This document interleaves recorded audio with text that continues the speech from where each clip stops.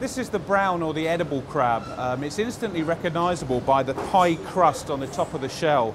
It's a lovely brown colour and the black tips to its claws. It's 24,000 tonnes a year are landed in the UK, worth 30.5 million. So it comes third in the list of most valuable species after langoustines and mackerel. 57% of the landings are exported live, chiefly to France and Spain. This animal is rated 3 out of 5 for sustainability by the Marine Conservation Society. I'm going to show you how to take the meat out of a crab shell. I'm also going to talk about how to cook it. What I have here is a brown edible crab. They're both cooked. I have a hen crab and a cock crab or male crab. The difference is the size of the claws. On a cock crab you have large claws which contain large quantities of white meat. The hen crab tends to have slightly sweeter brown meat, which is all in the carapace here, and that is very popular with the Asian market. To cook this, you need to check on the internet and choose the method that you're most comfortable with. I would say 500 grams is about 15 minutes in boiling water. What you then need to do is submerge it into icy water to cool it very rapidly. What that does is actually help reduce or pull away the meat from the actual shell, which makes it easier to actually remove when you come to dress it. Pull off the claws first of all, just dismantle the crab. My preference today is just to break off or just snap off the legs. I'm actually going to use those for decoration, but you can crack them and remove the white meat from inside. Alternatively, you can leave them for your guest to actually crack and to remove using a lobster pick a bit later. Now, there are various ways of removing this, but the method that I find particularly easy is to put your thumb on the underside of the shell, take a bit of a step back, and then press up. So what that does is lever out the main body from the carapace itself. So those two come away. I have the mouthpiece, which is here. There's some gills, or sometimes known as dead man fingers. They're actually situated there, and both of those actually need to be removed prior to thinking about removing the meat and dressing. You might find some in the main part of the shell. You also might find some attached to the main white body. So that actually wants to be pulled away and removed. The other part that we want to remove, it's a little bit of liquid in there today. I'm just going to tip a bit of that out. I don't want all of that in there. But the brown meat, which is actually underneath the shell here, is going to be pretty good quality.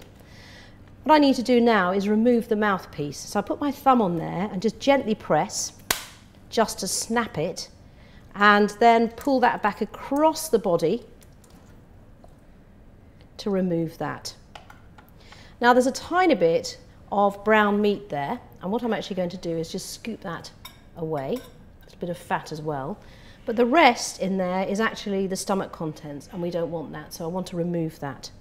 So the key things at this stage to remove are the gills and the stomach contents and that little bit of shell, which is where the mouthpiece would have been. There's a tiny little bit of membrane in here, which I also don't want, so I'm just going to pull that away. And then I want to keep the brown and white meat separate for dressing purposes. So what I'm going to do is take a teaspoon, scoop out the meat from the inside of the carapace. So you've got brown meat that comes from the actual carapace. And that's now ready for seasoning. Traditionally, it's flavoured with a tiny bit of mustard, a little bit of anchovy essence, Worcester sauce, a little bit of salt and pepper, a splash of vinegar. The next thing then is to look for the white meat, which is in the claws and in the main body. And to do that, the first thing we want to do is split the main body in half.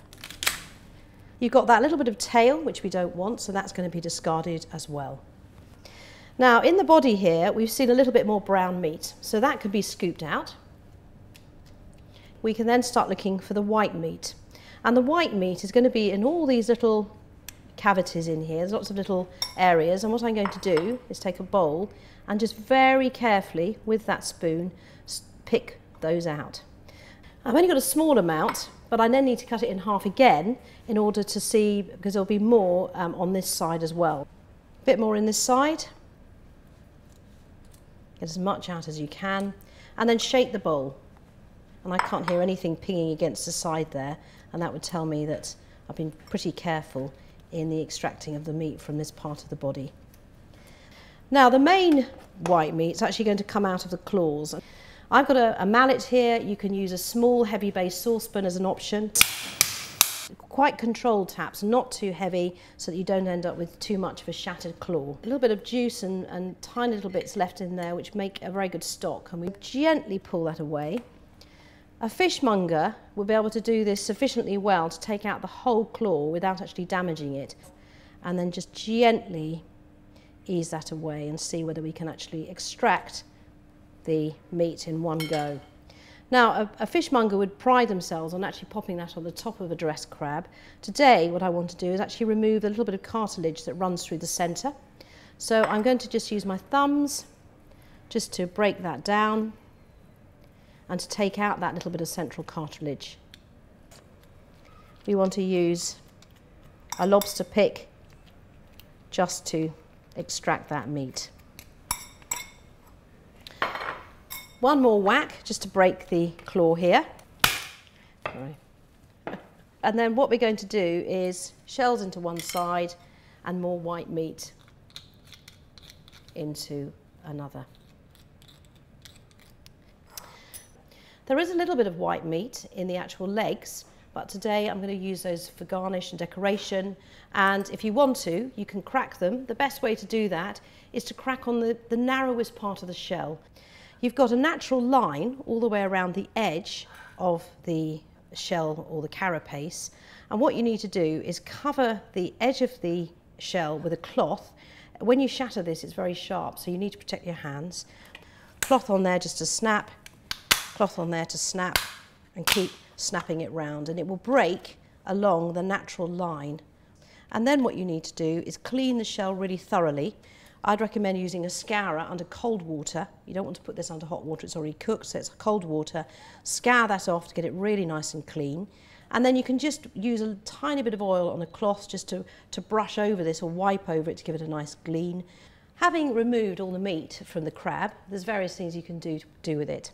You can either replace it back into the clean shell as a dressed crab. You've got your seasoned brown meat in the middle.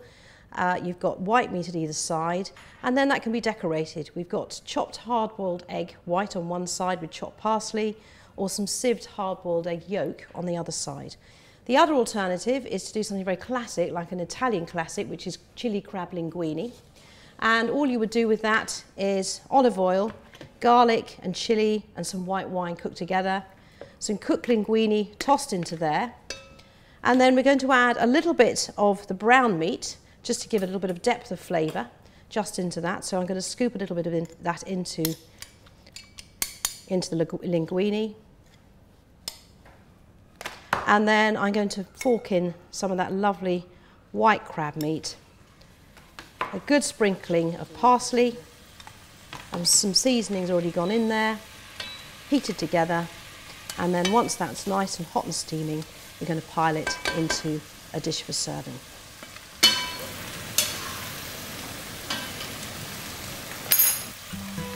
So that's very simply how you cook a crab and how you take the meat out and